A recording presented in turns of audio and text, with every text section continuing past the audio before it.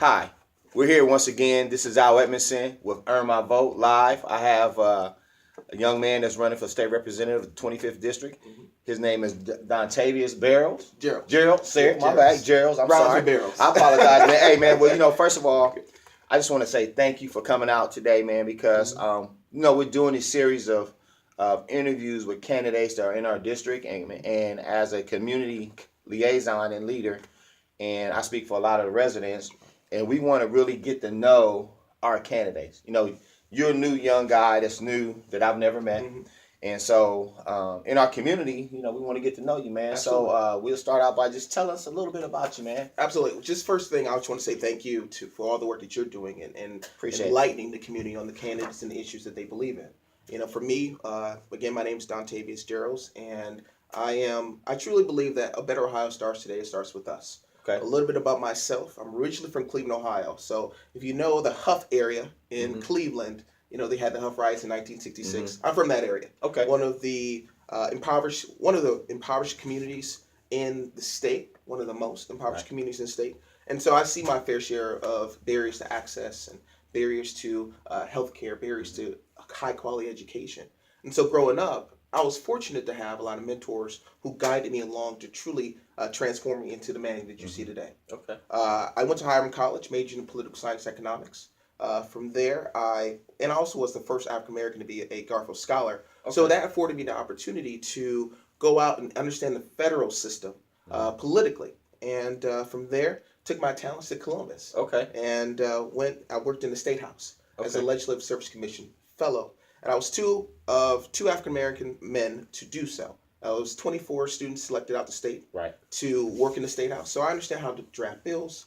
I understand how the legislative process works. I think I'm the only candidate that actually worked in the State House to do and did a lot of that work behind the scenes with the representatives. Okay, that makes a big difference, and you knowing all this information, absolutely, and stuff like that. Now, let me ask you, please, because my thing is, what are you going to do to earn our votes? Absolutely, absolutely. So for me, I have three key initiatives. It's security opportunity for all of our hardworking families, and what that means is it's working to ensure that small businesses in our community thrive in our community, because one of the big issues that we're having is you have this huge flight coming out, and businesses aren't attractive or aren't coming into this community to pay for certain items or set up shops. And so it's critical that our small businesses are not only represented well, but also funded in a way that provides some initiatives to attract them to our communities.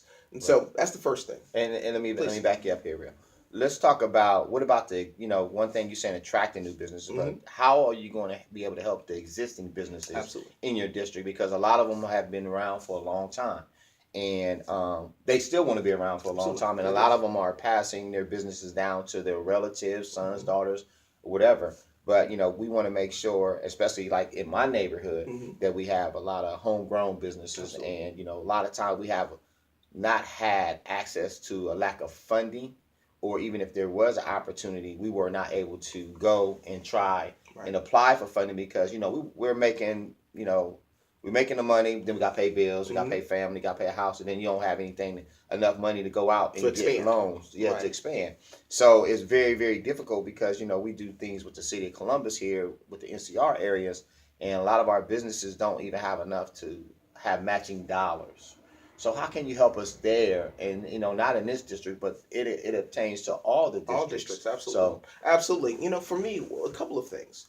When I went around in the community and talked to residents and small businesses, one of the big issues that they had was, along with what you mentioned, was just access in general. They don't even know when there are new grants opportunities available to them. They don't know when there are new business loans available to them. And so for me, it's critical for my portal, my website, something that I'm creating as a representative, which is going to have a slew of resources for mental health and addiction and education opportunities, but also for our small business owners. So that they'll see when there's a deadline coming up, that we can push out a notification to all of our small businesses in the community to say, hey, we have this great micro loan available to you as a small business, but the deadline is in a month. So let's begin that process. Another thing too, you talked about passing down businesses to siblings and sons and daughters. Well, many times what is not always passed down. Right. Right. And so it's critical that we have embedded in our community, community supports where if a person needs to know, okay, I don't understand this legal jargon. I don't know. I'm putting, my rent went up in my community, in my business facility. Is this a good thing? Is it a bad thing? If there are opportunities where they are capital dollars at stake, how do I even go through that process? Most folks just don't know. And so my job as a representative and being the person in this district is to connect the community to what's out there from a legislative and also policy and program perspective. And that's the biggest thing that I'm going to do as a representative. Okay, good, man. That sounds good. It sounds good. It all sounds good. You got to implement that. You got to say it all sounds good because, we hear those type of things when people show up around this time. And we never see results because we don't know what happens from there. Right.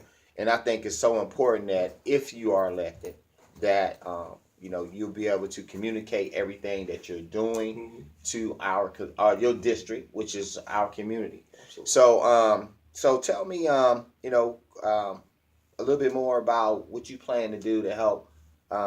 You talked about the business, but what about the mothers and the children that are in our community? Yeah, and I appreciate that question. For me, I grew up. My grandmother was the light of my life. She was the mentor that led me to be the man I am today. And I have another grandmother. Thank God for grandmothers. Right? Grandmothers are amazing. Okay. They're amazing. But one of the things that happened in our communities, it's happening across the state, is that you have grandmothers now who are raising their grandkids as their mother, as their own, because of drug addiction, because of mental illness in our community. And there's a stigma there. And for me, a little bit more about myself, I'm a mental health and addiction advocate. Right. And so what I did across the state is I connected folks to services, supports that truly met them where they are. And so we had initiatives that were embedded from the Department of Mental Health and Addiction Services that went out and provided these culturally competent services and connected folks to the programs that truly helped them recover. And so for me, I want to make sure that when our mothers are living paycheck to paycheck, I'm fighting for increasing the minimum wage. That's the big thing that I want to do. I also want to make sure that there are cultural competent services in our community because it's about beating down that stigma that's there in terms of mental health and addiction, but also making sure that the services that are available actually help the folks that they're supposed to help. Because oftentimes what happens is you have this, there's this barrier. And when individuals are trying to get access to services or trying to use those services, they aren't culturally competent to my community and they are not culturally competent to me and the lifestyle that I have. And so I'm a huge advocate as our Medicaid system is changing, as our healthcare system is changing, to make sure that we're not left behind. And so that's the biggest piece, especially with our children too, because there's a stigma, and I'll say this: our young folks, our African American young folks, should not be dying of suicide in our community. That's true. They shouldn't. And the biggest problem that I see is that we don't have enough embedded programs to educate our community on the signs and symptoms of mental illness. Especially for our young people. And so that's the biggest thing that I want to fight for, to make sure that we are, as a community, we're healing. Because there's so much trauma that's still there. We're healing, but we're also moving forward so folks have access to the adequate health care they need to thrive. Now let me ask you this. Please. All that stuff is great. All that stuff is wonderful. But where you going to find the money? So how are you going to get the money? Because it takes money. It does. Everybody's not like me out here doing it for free, but it takes money to do all these programs and to do all that. So, how are you going to find the money to help the people? I'll say this. Some of these changes don't require money. Some of these changes don't require money. So, for example, we have a huge Somali American population in our community. But in terms of hiring, we have open positions in places across our community, especially in terms of provider agencies, working with the Department of Mental Health and Addiction Services. How can we begin to take those open positions and cater them to the Somalian community so that folks see that there's a link between the services and the policies that are being created in the community in which I'm from. And so that's the first piece. I want to make sure as an advocate, because oftentimes we misconstrue as a legislator that I have to go through this whole legislative process to fight for our community. And that's true, I do. That is the biggest piece of my job, is to build laws that impact my area. Okay. But it's also critical that, as an advocate for my community, that I'm taking the innovative approaches, bringing in a managed care company, Right. saying, these are leaders around the community, and let's talk about some of the barriers to access that they're witnessing in their community. And how are you, as a managed care company, going to provide the changes in which we're trying to see in our communities. Okay. And so for my job, it's so critical that it's multi-layered, and so you Right. need a representative that can handle all of those layers. Okay. And so some of the provisions and changes that I'm talking about don't require money, but many of them, all of them, require an advocate who understands the process. Because if you don't have a legislator who understands the process, we're never going to get the changes in which we're seeking. Right. I totally agree with you with that. But my concern is, I understand the Somali community, but my concern is about African American Black folks that's right here in your district, and some of the new people that are moving in to our community, whether it be Black, white, Hispanic, whoever. Right. They all need help. Right. They all need services and to build and continue to grow and live here in this neighborhood.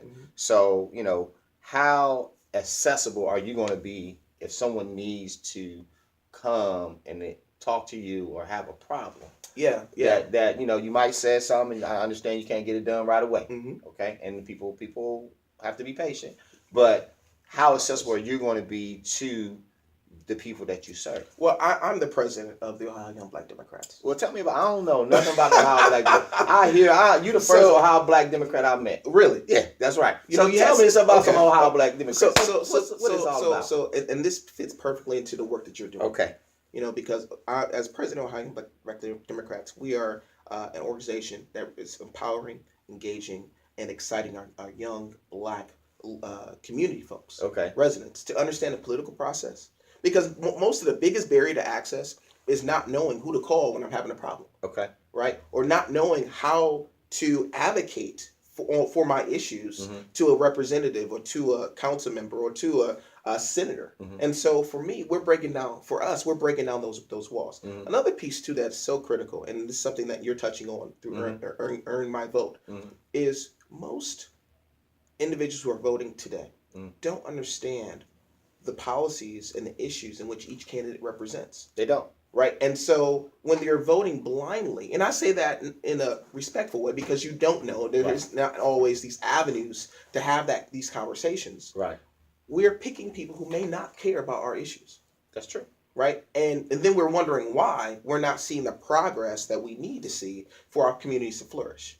And so for me, as African American, as Ohio Young Black Democrats, we are working to build a state of Black Ohio Conference in Ohio. Okay. We're working in our communities. We have Central Ohio Young Black Democrats, which are going out there exciting and registering folks to vote. But also, we just did a Barriers and Myths conference program over at the Columbus State that brought in around 70 folks. Okay. And we brought in Councilmember Jiza Page and Councilmember Shannon Harden and community activists, community leaders to look at what are some of those myths and misperceptions as it relates to a Black elected leader. Right. Because there are some negative stigmas out there. There are. Right? There are. And so for me, my job is to break down those barriers, much as what you're doing. Okay. And so to answer your question in terms of being accessible, I'm always in the community. Okay. Like I truly am. And I'm out there. Some folks say it's funny because you would think that I have three events to go to back to back to back, and I try to make each one. Okay. So for me, when as a representative, I'm going to be everywhere. I'm going to be at the Civic Association area commission meetings. I'm going to be at the every event in my community. Okay. Well, check this out. This Please. is the one that I want you to be at. Talk to me. We have community cleanups. It'd be good to see you out here cleaning up the neighborhood. You know what? And bring all the Black Democrats. I will. Young, and because I don't know them all, but y'all need to have some T-shirts or some pins or something, man. Okay. Or send a brother, something so we can identify you, shirt. because people don't know. They don't know. They don't know. You could be out here. We get a lot of volunteers that come to our community helping with different things, whether it's schools or reading or whatever. But in order to have a presence, you need something to identify. Absolutely. All jokes aside, because I've been out here a long time, and I very rarely see some people, or they meet down at the Urban League. They don't come down at this end because this is the rough end of town. And it's not like that. So they still have to get to know their community or this community. Right. But what I want to just close, man. Here in a second, just everything's great, everything sounds good, but I want you to look into the camera and tell people what they got to do to earn your vote. I want to earn their vote. That's right. Yeah. Earn their vote. And so for me as a representative, I use this statement all the time everywhere I go. A better Ohio starts today. It starts with us. A better Ohio starts when we have adequate education in our community. A better Ohio starts when we have adequate and access to services. When a mother can see their child and see that there are opportunities bestowed upon them so that they can be successful. A better Ohio is when our seniors aren't living paycheck to paycheck because of Social Security cuts, and going to 4-star restaurants, trying to go to 4-star restaurants like Red Lobster. And so for me, I truly want, and I say this to each of you, I want to earn your vote by working very hard every day in our communities, by making sure that using the gifts and talents that I have as a mental health and addiction advocate, as a community activist, to fight for you every day in the process that is the Ohio General Assembly. You need somebody in the State House who understands two things, access and the process. You need to have someone who speaks eloquently on the issues, someone who can speak on to the other side on issues that they may not agree with morally or politically, and find commonality to meet in the middle. Okay. Because our current government is all Republican, our House, our Senate, and our governor's mansion. And so in order to make sure that legislatively we are successful, we need to work across the aisle. But we also need to make sure that your representative, and this is something that I want to do, is fighting in the communities for you. Bringing in business owners, bringing in managed care, bringing in other programs and services to make sure that your voice is heard by the folks who are making the policies at the state, local, and even the federal level. And so with that, I truly would love to have your vote, because a better tomorrow, a better Ohio starts today, starts with us. And it starts with all of us voting for Dontavius Jarrells to be your next representative for the 25th House District. Okay, man. Well, hey, man, thank you. Thank you. All I can say is that running for state rep, Dontavius Jarrells. Thank you. Is here with me today. So, it's been a great conversation talking with Absolutely. you. If anybody has any other candidates that would like to get on here, and once you see these videos and share them, please feel free to go to Earn My Vote with Dow Edmondson Live. Can I say one more thing? Yep. If you wanted to learn any more about me, go to www.jarrells, Jarrells, for Ohio.us. Man, that's extra commercial, man. Hey, enjoy the rest of your day. Thank you. All right.